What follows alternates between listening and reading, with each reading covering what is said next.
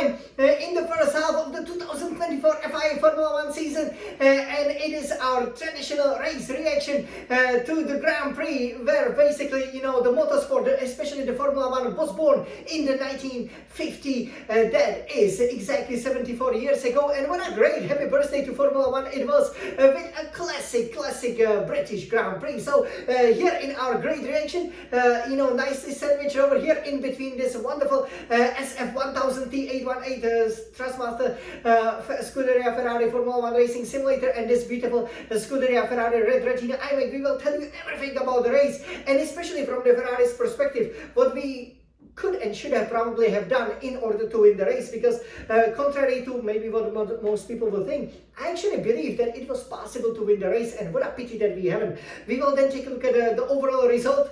Obviously it's a very emotional, because one very impressive Formula 1 record was broken at the very end once the checkered flag has fallen. So we will take a look at the results. We will then take a look at the Drivers' and Constructors' Championship, what it also means overall, because as you guys know, there will be many changes, right? But overall, this was a 10 out of 10 classic, wasn't it? Of course. So you guys, let's take a look at it. Well, first of all, I was thinking if I should be, also just like in the Monaco Grand Prix, right? When Charles Leclerc, the Prince of Monaco, won, if I should be also playing, the Scuderia Ferrari, and obviously the Italian national anthem, because the future Ferrari driver Lewis Hamilton has snatched his 9th record-breaking victory at the Silverstone circuit at the same track, which beats obviously the record that he co-held with Michael Schumacher. So it's kind of like a bittersweet, but because he's coming to Ferrari, it's very different. So what can we say about the race? Before we get right down to it, I think the qualifying was very important. It set us on the back foot. We cannot qualify 7th and 11th. That's without the question. We especially have to make it into Q3, and it is important when somebody like Perez or Red Bulls, are struggling, or the other guys, that we, are right up there to capitalize. But probably, 6th and 7th was the best we could have hoped for. But still, to be out-qualified by Hülkenberg, that wasn't great. But the start was really good. So I was happy that we were running 6th and 8th. Charles Leclerc then obviously was able to overtake Stroll, at the beginning of the race, when obviously the track was still dry, and it looked fine. But obviously we already lost about 5 seconds, to the leading group, obviously, of the 2 Mercedeses and the 2 McLarens, and obviously the sole Red Bull. So I was thinking, okay, 6th and 7th, that's one of the worst results of the season. So that doesn't look very good. But because the conditions were changeable, so basically it started drizzling around lap 20. Then the rain would intensify, then it would again, de-intensify. So basically it stopped raining, right? So it would dry out very quickly, because it is the hot summer. July 2024, obviously one of the hottest months ever. So it will dry out very quickly. And then it started raining in proper, like kind of in the middle of the race. I think it was like 28. So it was very clear that if you've gotten the calls right, because then the track would dry out, because the rain shower only lasted 10 or 15 minutes. Once the track obviously was dry enough, then you would have to switch it back, to the dry. So if you've gotten it right, the calls, then pretty much you could have won the race. I firmly believe that. So anybody, in that top 7 was really in with a contention of a victory. I was very disappointed that, we didn't get some of the calls right, especially with Leclerc, because while the race itself, definitely, it was great, what was disappointing was that we again stopped for the intermediates way too early. You have to wonder, this is the same thing that happened in Canada. We stopped right then after 2 laps, but again, Red Bull made the same mistake. I don't want to just blame, the strategist, or thinking, okay, it's solely Ferrari's issue. Actually, 4 or 5 cars, made that mistake. But it's funny that, we still persevered, with clearly a bad call, because then it's easier to just, stop, go back on the slicks, because you are losing maybe 10 or 20 seconds a lap. Like, come on, like one pit stop, and you can actually, if this goes on for 5 laps, you can rescue half a minute of the racing time, which would have been enough to catapult, for example, Leclerc maybe back into contention for points, as I can see here from the final standing. So overall, that was terrible, because Charles just stayed on the intermediate, then stopped again for new inters. Then I think for the dries, made the call right, but by the time he was like 50 seconds behind. He was the first one, of the intermediate runners. They were basically 16, 17, 18, 19 because Gasly didn't even start. So yeah, at that point, 14 was, I think, the best we could have really hoped for. For Sainz, I think, we've gotten the strategy right, but he should have really tried to overtake Verstappen, especially when he had a chance. That would have helped our race pace a lot. Again, I believe that he did stop, right at the same lap as, Verstappen did, and it was really the Red Bulls that I felt with Verstappen, definitely not with Perez, but with Verstappen got the strategy right.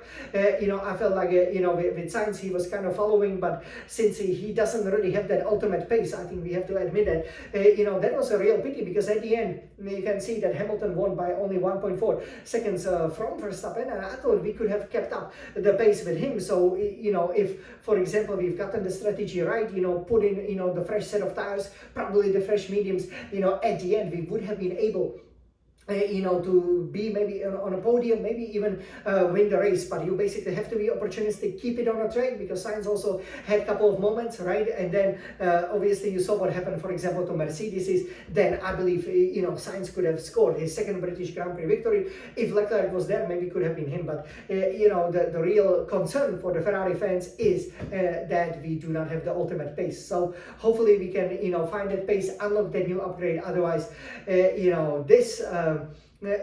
after Monaco, the first 8 races were so great, but the next 4, there is a real concern, because we have to admit that we are simply not fast enough, and that we were leapfrogged by Mercedes, McLaren, and Red Bull still seem to be faster with Verstappen. Otherwise, the race, a real classic. Russell leading, then Hamilton overtake him once the conditions get great. I think it showed real greatness of Lewis Hamilton, because obviously, he also ran wide, and Norris got him.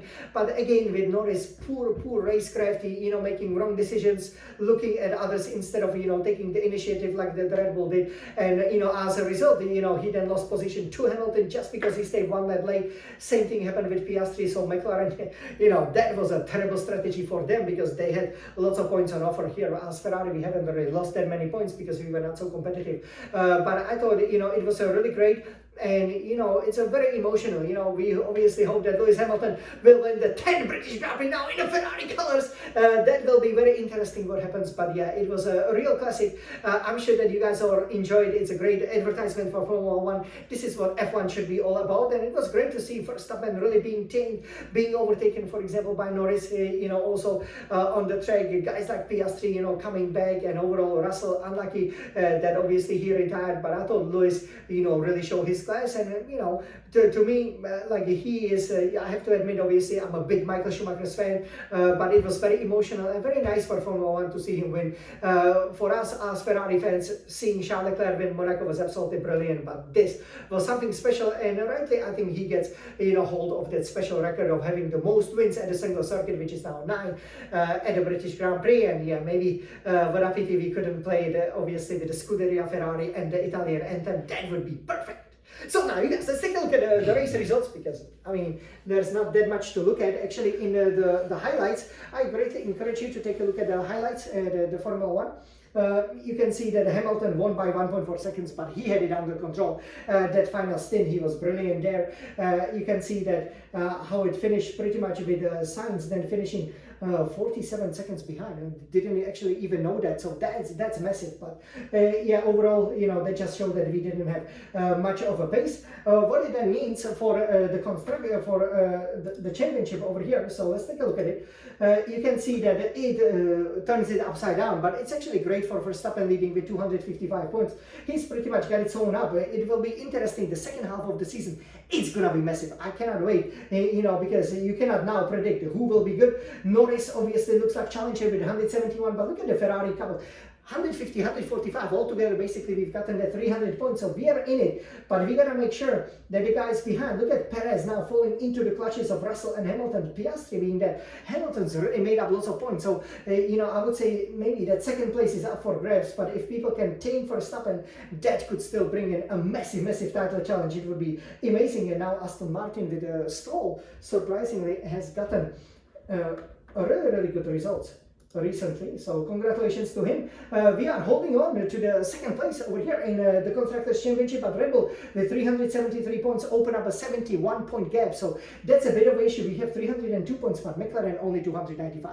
We gotta get back in the front, because now we cannot even out-qualify them. Mercedes-Benz 221, you know, if they are faster than us, you know, that's gonna be a bit of a challenge. So we will see what happens. Obviously, the first half of the 2024 season for Ferrari, a bit of an anticlimax, disappointing.